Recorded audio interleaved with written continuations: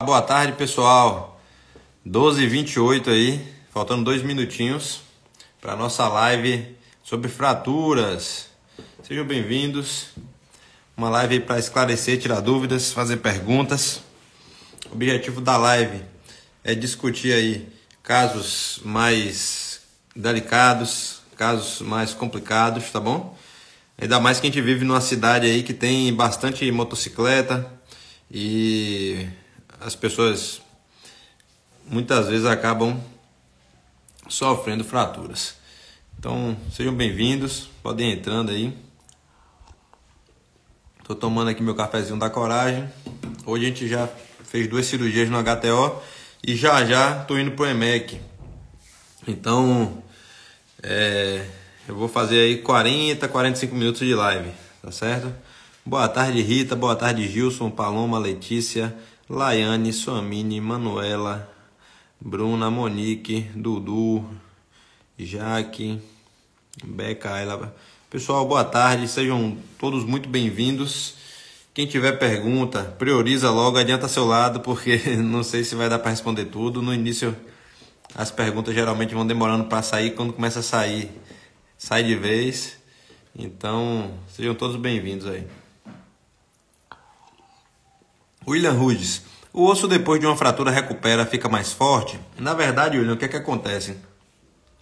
Depois de uma fratura, o osso ele tem uma organização que a gente chama de lamelar, tá? Entendeu? Então você pega ali sua canela, você partir ela no meio assim e observar, você tem uma organização como se fossem diversos canalículos se comunicando. E aquilo tem toda uma arquitetura, toda uma organização muito bem planejada, tá bom? Quando você sofre uma fratura, que aquilo se quebra, vai formar um que a gente chama de calo ósseo. E aquilo ali é um tecido desorganizado, de cicatrização. E esse tecido ele é menos eficiente, é menos resistente. Ao longo de 2 anos, ele vai fazer um processo que a gente chama de remodelamento ou remodelação. Ele vai adquirindo características para se tornar o mais parecido com o que era antes. Mas, na teoria, ao pé da letra, ele é um tanto aí menos organizado e logo um tanto menos resistente do que o osso original nativo, tá certo?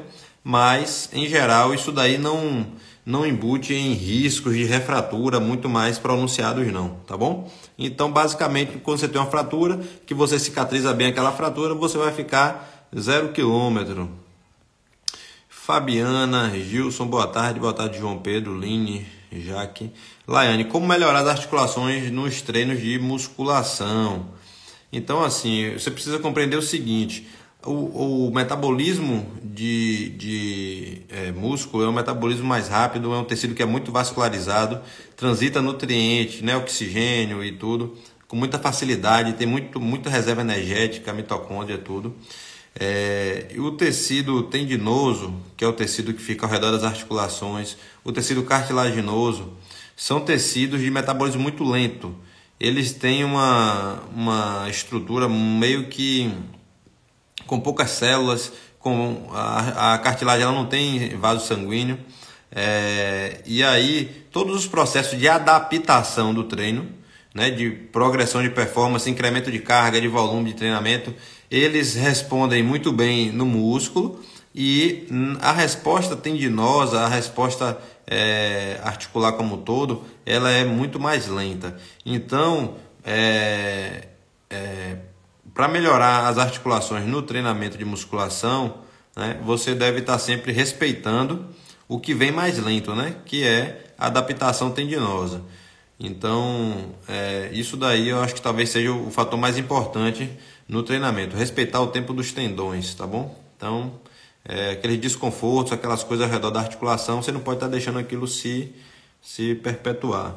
E existem algumas articulações, como a do joelho, que você pode fazer ácido hialurônico caso tenha alguma condropatia patelar e tudo. Isso daí vai aumentar a lubrificação e nutrição da cartilagem. E existem diversos extratos, né, fitoterápicos orais que você pode mandar manipular ou comprar de farmácia e ir usando e rodiziando para estimular uma renovação de tecidos melhor, mais rápida, tá bom? Nos tecidos. Gilson Caldo, eu fiz a cirurgia de joelho, quanto tempo para voltar a trabalhar? O seu, acho que foi ligamento que você disse que fez, não foi, Gilson? Depende do trabalho, qual é o seu trabalho.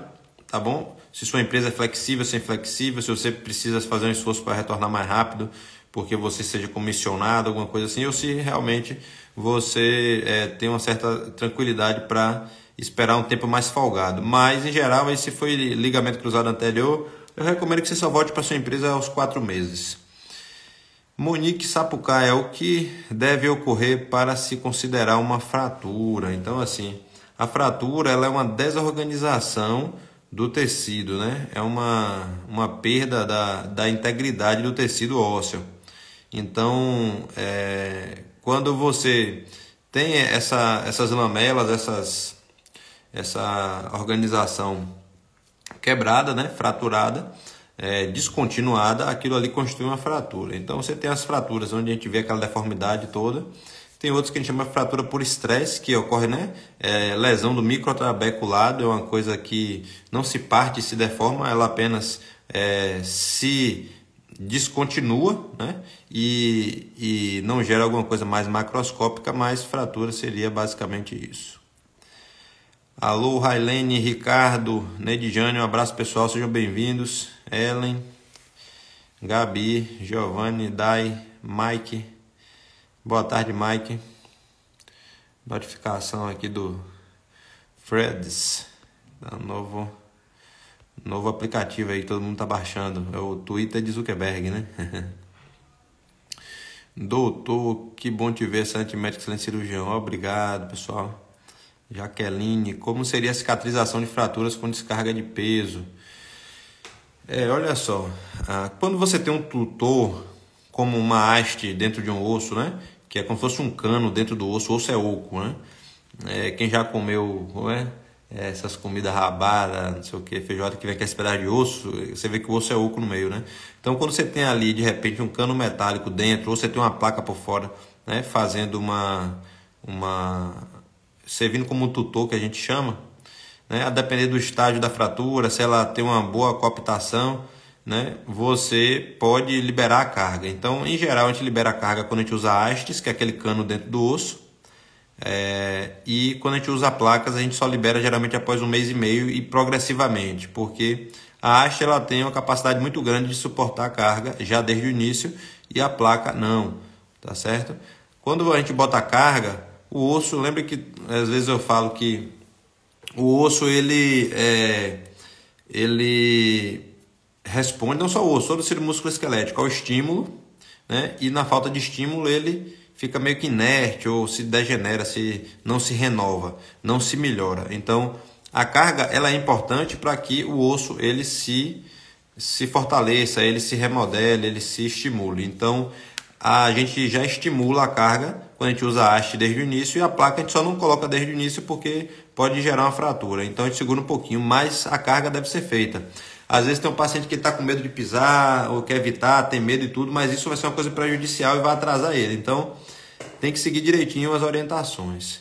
Alô, Letícia Fraga, Luan, Rodrigo. Doutor, quanto tempo o osso da tíbia e fíbula se consolida? Em geral, os ossos eles têm uma cicatrização parcial já, subtotal eu diria, geralmente ali perto de 1 mês e 1 semana, tá certo? E a gente considera um tempo de segurança 1 mês e meio. Algumas fraturas, principalmente as fraturas que são perto de articulação, onde o osso ele já parece, sabe uma esponja de prato? O osso por dentro, perto de articulações, ele parece uma esponja de prata. Ele tem uma camada mais fina e por dentro é tudo preenchidinho. Já quando ele vai para a região do meio do osso, igual a canela, o meio da coxa, o meio do braço, o meio do antebraço, parece um tubo, onde a borda ela é bem grossa, mas por dentro ele é oco. Então, esses ossos perto de articulação, que são parecendo esponja, ele cicatriza muito mais rápido. Ali dentro de 1 mês e pouco já está cicatrizando. Já os do meio do membro, né? Ele geralmente é um padrão de osso que demora aí perto de 1 mês e meio, tá joia? Mas a gente vai considerar um tempo amplo aí de 3 meses a 4 meses, né? Para a gente ter um melhor remodelamento ou melhor devolução da resistência do osso, para geralmente liberar a ampliação de esporte, coisa esportiva lá para 4 meses, dependendo do implante. Almeida, tô com uma dor no joelho quando eu dobro o joelho. Olha só, Existe um mundo de coisa que pode gerar dor, tem aquelas coisas mais comuns, tá bom? Quando você dobra o joelho e sente uma dor na parte de trás, isso pode ser, por exemplo, uma lesão no corno posterior do menisco, né? Que é uma coisa que é mais frequente. Pode, se for uma dor na frente do joelho, pode estar relacionado a uma sobrecarga na região da patela, um desgaste na patela. Existe muita coisa, tem que avaliar. Vidraçaria Feira, Luca Bispo, Altieres, Rita. Doutor, minha filha tem alteração no menisco. Olha só, a alteração em criança no menisco mais frequente é o que a gente chama de menisco discoide. Igual eu falo às vezes, o menisco ele parece, né, meio que uma arruela, para dar congruência com o fêmur, que é meio que arredondado, funciona como se fosse uma cabeça de parafuso, e com a tíbia plana, né? E aí essa arruela é como se fosse metade para um lado, metade para o outro. Quem tem a lateral é a medial. Em crianças, às vezes, essa lateral, ao invés de ser um aspecto de meia-lua, né, igual uma arruela, ela é parecendo uma bolacha, como se fosse uma lua cheia, não uma lua crescente. Mas isso por si só não é uma doença, é uma variação anatômica. Como você acaba tendo um intervalo, né, entre o fêmur e a tíbia, essas cartilagens elas não têm contato, acaba que esse menisco ele preenche todo aquele campo. Às vezes uma contusão, uma torção, um impacto pode romper esse menisco. E se ele romper, é preciso fazer cirurgia para regularizar ele, tornar o que parece uma bolacha, uma lua cheia, ir lá e regularizar e moldá-lo para parecer uma lua crescente. Mas só se houver lesão. Se não houver lesão, tem várias pessoas adultas que passam comigo e tem um menisco discoide que nunca deu problema. Vamos lá, pessoal. 10 minutos de live. Hoje eu tô a jato aqui, viu? Que eu já sei que a live de fratura é igual a live de ligamento. É pergunta que não acaba mais. Minha mãe fez cirurgia quarta-feira, quebrou o fêmur. Já passaram fisioterapia 10 sessões. Já tá na hora de fazer? Tá. Já pode fazer dentro do hospital. Quando sai do centro cirúrgico, já pode começar a fisioterapia. Pode e deve. Quanto mais cedo fizer, melhor. Quanto mais cedo ela puder caminhar, melhor. Quanto mais cedo ela puder dobrar, melhor. Incomoda, incomoda. Incomoda agora um tanto. Se segurar para fazer lá na frente, vai incomodar muito mais. Então, dentro do que ela tolerar, justamente com um profissional fisioterapeuta, né, especializado, experiente, para saber ir trabalhando ali dentro do limite que ela possibilitar de dor, né, de inchaço e tudo. Quanto mais cedo caminhar, dobrar, fazer exercícios isométricos de reforço, né, de manutenção da musculatura, tudo isso, menor o risco dela de trombose, certo? Menor o risco dela de ficar tendo dor e edema, né, com dificuldade de resolver, tá joia? Menos perde musculatura. Então, pode e deve. Boa tarde. Fisioterapia com carga ajuda na consolidação, sim. Igual eu falei, quando um osso ele quebra e ele não recebe carga, ele fica inerte ali. Ele interpreta que ele não está tendo a utilidade. A utilidade do osso é o quê? É suportar carga. Para que existe o osso? Para dar suporte à musculatura, para dar suporte de carga nas coisas. Então, aquele tecido ósseo ele é programado para a função que ele exerce. O osso veio para o mundo para sustentar a musculatura e sustentar a carga. Se você não oferece carga, né, o que é que vai formar o osso? O que é que vai cicatrizar o osso? É um sangramento que vai ocorrer ali, que mistura, né, de repente com a gordura do osso, que mistura com célula ali de osso, com mineral de cálcio e tudo, e forma um tecido de osso. O corpo vai formar o tecido de osso se você diz a ele, eu preciso de osso aqui. Se a coisa está meio inerte, parada, ele vira uma fibrose, que a gente chama de pseudoartrose. Em vez de virar osso, vira uma fibrose, não consolida, a pessoa fica doendo constantemente, risco de refraturar e não melhora da dor, não funciona bem, entendeu? Então, assim, a carga é uma sinalização para o corpo de que aquele hematoma e tudo que forma ali no lugar da lesão, para que ele se torne osso, tá certo? Isso é uma programação nossa genética.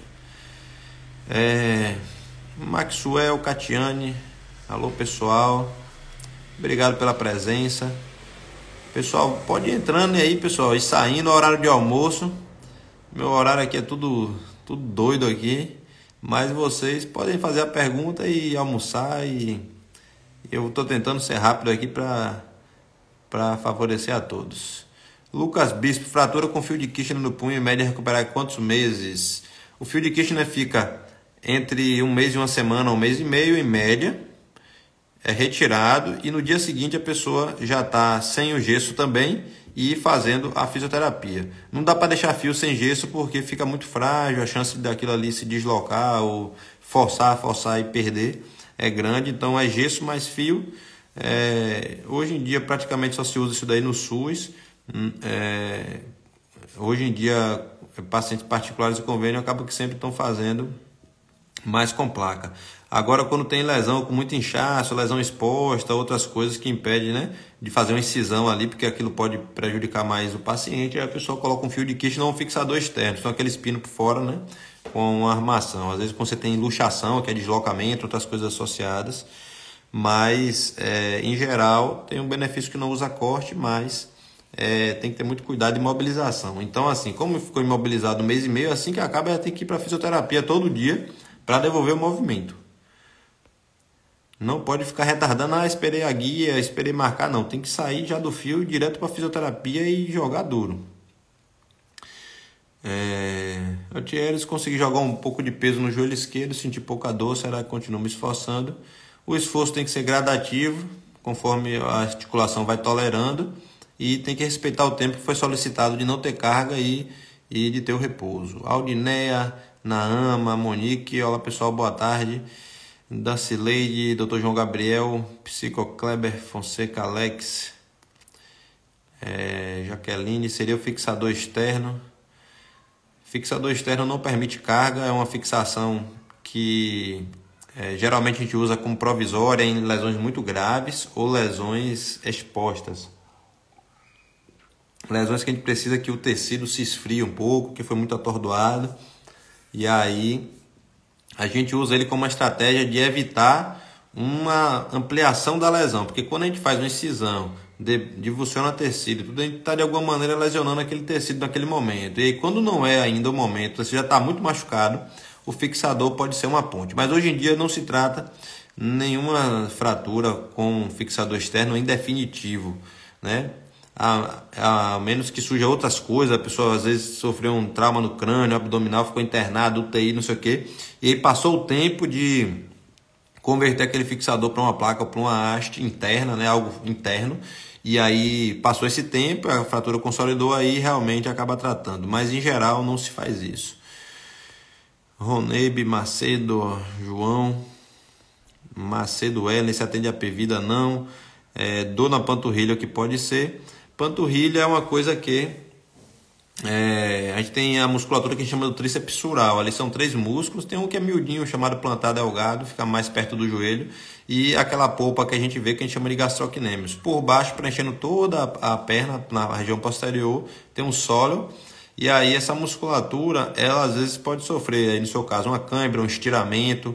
Pode sofrer microlesões, principalmente na transição do músculo para o tendão, que é uma área frágil em qualquer região, onde o tecido ele é organizado de músculo e ele passa para aquela organização de tendão, ele vira um tendão.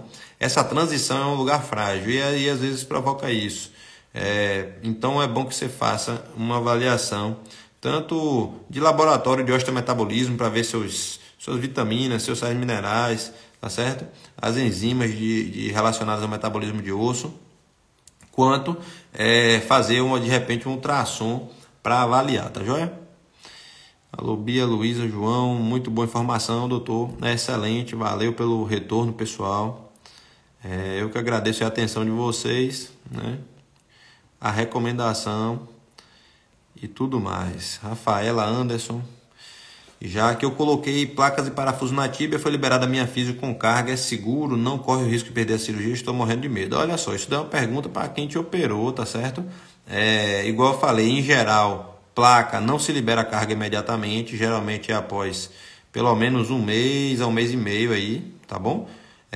E aos poucos, mas eu acho que você deve checar, porque existem exceções, né? Então, essa pergunta aí não deve ser para mim. Patrícia, Altieres, um pouco de peso, e aí mesmo assim com a dor.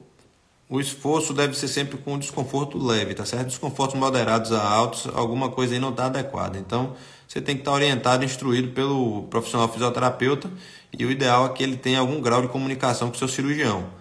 né, para ele tentar passar uma noção melhor do que é que foi feito, do que é que foi planejado, do que é que foi conseguido fazer do planejado e do que é que ele vai orientar, tá joia? Alô, Josi, nutricionista, Eleilson Abreu, Ana, Vi Rocha, Lil. Pessoal, boa tarde, obrigado pela presença.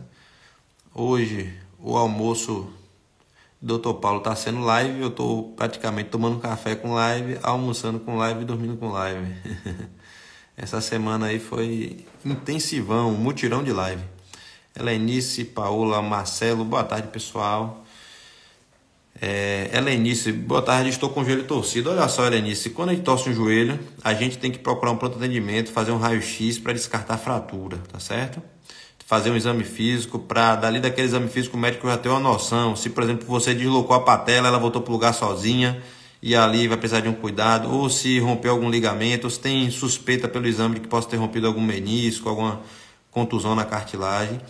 E aí, em cima disso, ou avalia, né, a possibilidade de gelo, repouso, um analgésico, anti-inflamatório, e depois de alguns dias reavaliar para ver como tá, para decidir de repente se precisa de uma ressonância ou já solicitar de cara, porque tem muita estrutura no joelho que pode se machucar numa torção e a ressonância é quem vai respaldar a gente e documentar toda a situação, tá joia?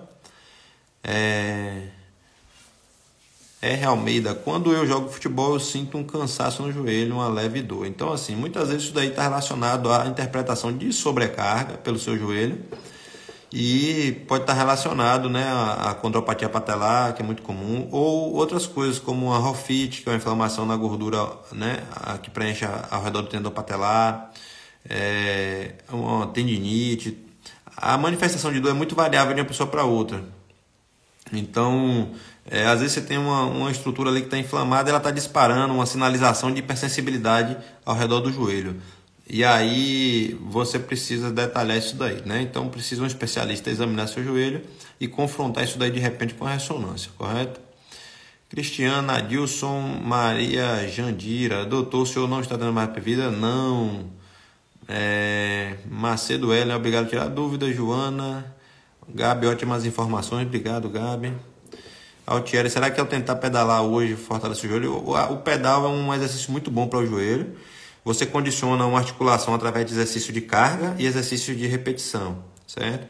E na bicicleta é um exercício de repetição onde você consegue controlar bem, porque você pode regular a carga, a intensidade, a quilometragem, tudo isso daí pode te ajudar. Então você começa devagarinho e é sempre bom você avaliar como a articulação interpretou aquele esforço ali, né? Olhando não só se você sente dor no momento, ou desconforto, ou inchaço, mas dentro dos próximos 2, 3 dias, como é que isso daí evoluiu, tá joia?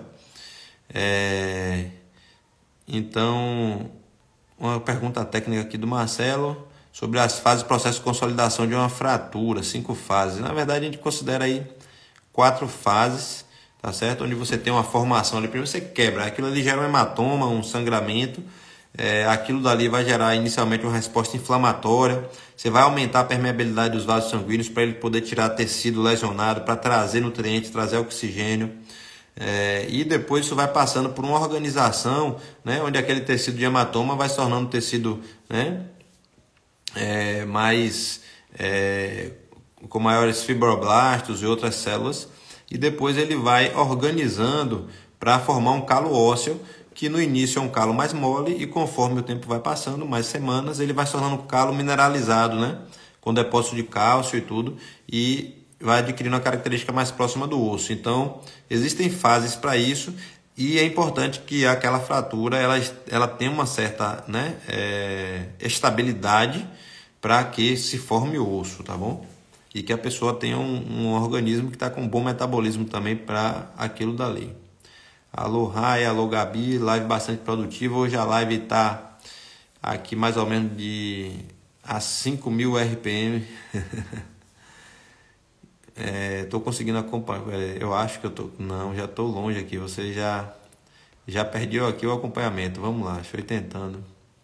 Marcela, Eliette, Luciana, Gabi, Joana, Bonito Paulo vai ter live sobre osteoporose. Joana, não. Osteoporose é uma coisa que geralmente eu puxo esses temas e o pessoal não comparece tanto, porque é um tema mais para as pessoas que, principalmente mulheres que já chegaram perto da fase de menopausa em diante. E aí esse pessoal geralmente não me dá muita audiência aqui, então live não, mas de vez em quando eu posto alguma coisa em geral aí ao longo do feed. Rayane Macedo Bela, minha filha tem 7 anos e tem os pés meio tortos, já levei ortopedista que era comum, com o tempo consertava. Será que acontece isso mesmo com o tempo? Olha só, tem que fazer uma avaliação completa, se os pés são flexíveis, se tem dor, se não tem, como é o padrão de desgaste no calçado, se gera alguma calosidade no pé, tá certo? Para julgar, não é tão bem assim. Se tem outros desvios, se o exame do quadril é normal, o alinhamento do membro como um todo, tá bom? Tem variações do alinhamento que vão muito de acordo com os pais também. Então, o ideal é passar no ortopedista pediátrico. Aqui em Feira você tem meu xará Paulo Leite, depois leva ela com calma para ele avaliar. Eu costumo só avaliar crianças, né, adolescentes acima de 14 anos. Eu não tenho muito jeito com crianças, então criança acaba que na minha rotina só entra para fratura, que aí quando eu faço sobreaviso, eu acho que esse fim de semana eu estou no sobreaviso do ortopédico, aí às vezes chega uma criança com uma fratura eu opero, assim, não é fratura, mas se precisar no caso, que a maioria das vezes a criança trata com gesso mesmo, mobilização, não precisa operar, mas fora isso eu não faz parte da minha rotina. Fábio, Alisson, Edinalva, Luan, um exemplo de médico, sucesso, doutor Cavalcante, obrigado. Luan que me chama pelo sobrenome. Jaqueline. Tem um primo que teve uma fratura de extremidade distal do rádio e optou por não fazer a cirurgia e menos de um mês depois ele sofreu um acidente lesionando o mesmo local. Quais danos ele pode ter? Olha só. Isso daí vai... assim, não tem uma coisa exata do que pode ter de dano, sabe? Mas um lugar que foi machucado 2 vezes tem um atordoamento articular, da cartilagem do punho maior, né? Dos tendões que passam ali ao redor. A formação de calo ao redor da fratura vai ser mais exuberante, né? E os tempos de reabilitação dele também acabaram ficando prolongados, podendo dificultar dele completar uma reabilitação ideal. Porém, tem uma grande chance de correr tudo bem e ficar tudo jóia, tá certo? Eu tenho alguns pacientes que são assim. Às vezes eu já atendi paciente que está com fratura no punho e daqui a pouco 1 mês e meio da entrada na emergência porque caiu de moto e bateu a coluna. Eu falo, com 1 mês e meio já está andando de moto e pior que aí isso acontece. Optou por não fazer cirurgia, homem é medroso, só a mulher que veio com coragem para o mundo. Acho que é porque como tinha que parir, né? Aí Deus deu a coragem à mulher, esqueceu do homem, deu todo para a mulher. Liliane, Luan... Essa iniciativa expôs conhecimento genial. Obrigado, Luan. Esse retorno de vocês para mim é muito bom. Luana, Sueli, Edinalva, estou por aqui. Bem-vinda, Edinalva. Dea, Railine, Edinalva, 63 anos, pouco osteoporose. Pessoal, osteoporose é o seguinte. Mulher, quando chega na menopausa ali em diante, tem uma baixa hormonal no estrogênio e tudo. Homem é mais lá para... Mulher seus 50 e poucos anos e homem lá perto de 70 anos em diante. Questões hormonais e do próprio metabolismo. O osso, ele perde uma densidade. Então, assim, imagine que o osso é como se fosse uma esponja. Imagine uma esponja de prato. Vamos considerar assim, né? Ela é porosa, mas é bem densa, né? Agora, imagine aquelas esponjas vegetais que a pessoa... Tem gente que usa para tomar banho, aquilo e tal. Então, assim, é como se uma esponja de prato, o osso por dentro, um osso saudável. E quando vai ficando osteoporótico, vai virando uma esponja vegetal. O que é que muda? A arquitetura do osso, ela perde resistência, perde força, né? Perde aquela capacidade de suportar uma queda, por exemplo. E isso é natural do envelhecimento. Algumas pessoas mais cedo, outras mais tarde. Uma com velocidade maior, outras menor. Mas... a osteoporose é uma coisa que predispõe aquela pessoa, principalmente os idosos, a sofrer quando sofrer uma queda, que aquele osso, ao invés de ser só uma contusão, que ele frature. Então a gente trata a osteoporose como uma coisa preventiva para aquela pessoa ter o direito de sofrer uma queda e não fraturar, entendeu? Por exemplo, se eu cair aqui no chão e bater meu quadril não vai quebrar. Se eu bater meu punho não vai quebrar. Mas já um idoso, uma queda simples pode quebrar o quadril ou quebrar o punho. Porque o osso é osteoporótico, é frágil. E a gente sabe, quando a gente trata a osteoporose, aquele comprimido 1 vez por mês, existem outras medicações, vários tipos de outras coisas que também tratam a osteoporose. A gente sabe que a densidade do osso ela melhora e aquilo pode ser um diferencial para você sofrer uma queda e não quebrar o osso. Então a gente trata a osteoporose como uma coisa preventiva e não como uma coisa que vai gerar dor. A osteoporose ela pode gerar dor, assim, talvez na ocasião de osteoporose muito avançada na coluna, a pessoa às vezes sofrer fraturas espontâneas com torções mínimas, sei lá, esforço, contusão mínima, e aquilo gerar uma dor e tudo, né, por um remodelamento que vai acontecer no osso. Mas em geral a osteoporose não é para sentir dor, não é para sentir nada, e a pessoa trata como uma coisa preventiva. E o tratamento, aquele comprimido mensal, ele só funciona quando a pessoa é bem regular, né, usando ele pela vida toda. Então isso é muito importante.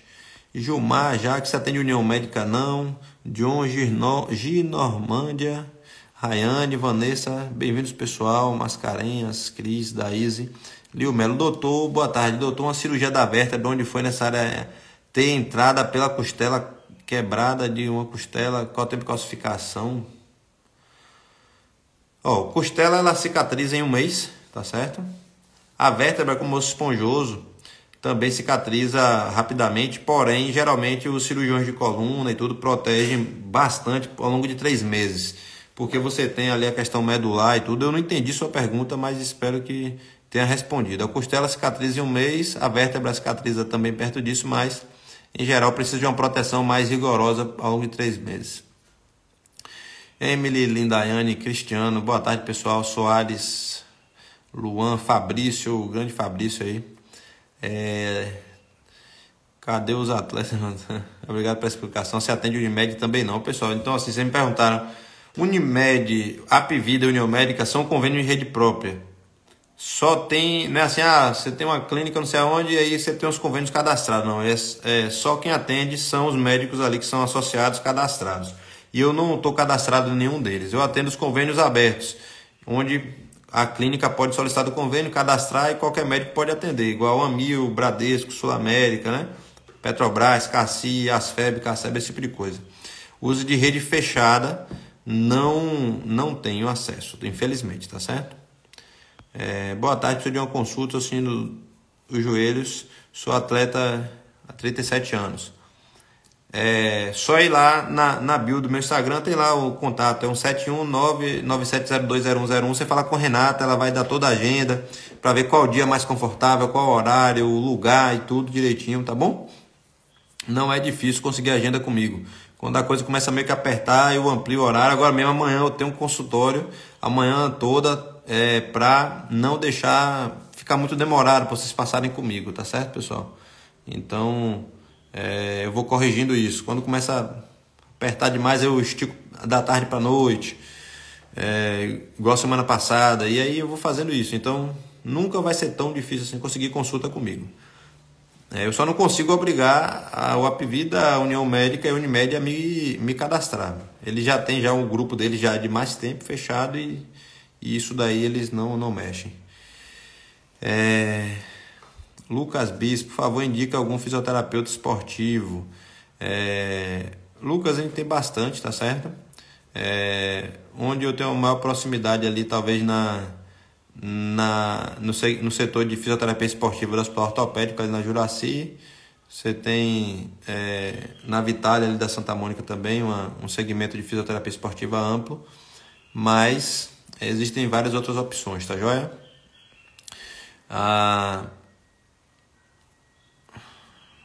Tendo plano ortopédico, marcar, pronto, pode marcar lá o 3321-9050. Pessoal, pronto, consegui acompanhar aqui, ainda bem, correndo aqui para acompanhar tudo, pessoal. Então assim, fraturas são coisas que hoje em dia, com o avanço que a gente tem dos métodos de fixação, hastes, placas e tudo, a maioria das fraturas hoje em dia se tornou, né, de preferência cirúrgica, e quando a gente consegue usar hastes, a gente consegue já colocar para caminhar imediatamente, na maioria das vezes, né? Toda vez que a gente coloca placas, hoje as placas são bloqueadas, são placas mais avançadas, mais resistentes, a gente consegue liberar a movimentação.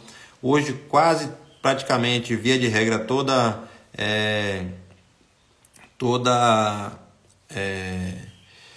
fratura, a gente consegue liberar, que a pessoa saia sem gesso, já podendo mobilizar, podendo, né, estimular o movimento desde antes. Isso minimiza muito alguma sequela, né, alguma dificuldade de reabilitar completo o movimento. Então isso é muito bom. né? E assim, a gente tem estudado cada vez mais compostos, principalmente compostos mais naturais, que estimulam as articulações, porque a gente sabe que quando o osso fratura, mas a articulação ali também ela sofreu um atordoamento, e isso daí tem avançado e tem complementado nossas terapêuticas, tá certo? Hoje, os controles de sangramento em fratura são muito mais avançados, o uso de antibióticos também profiláticos, os controles de sepsia, reduziram muito nossas taxas de risco de infecção, de trombose, essas coisas.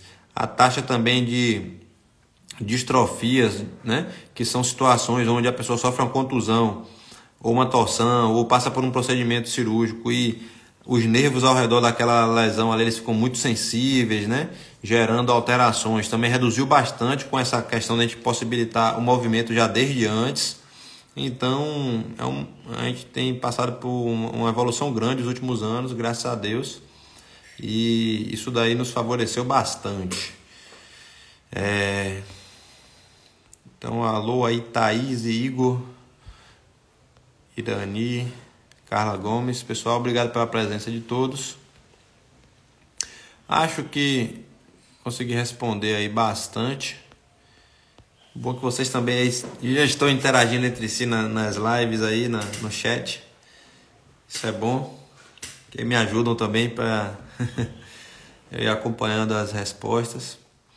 Então, pessoal, deixa eu ver, 13h05, a gente já vai aí com mais de meia hora de live.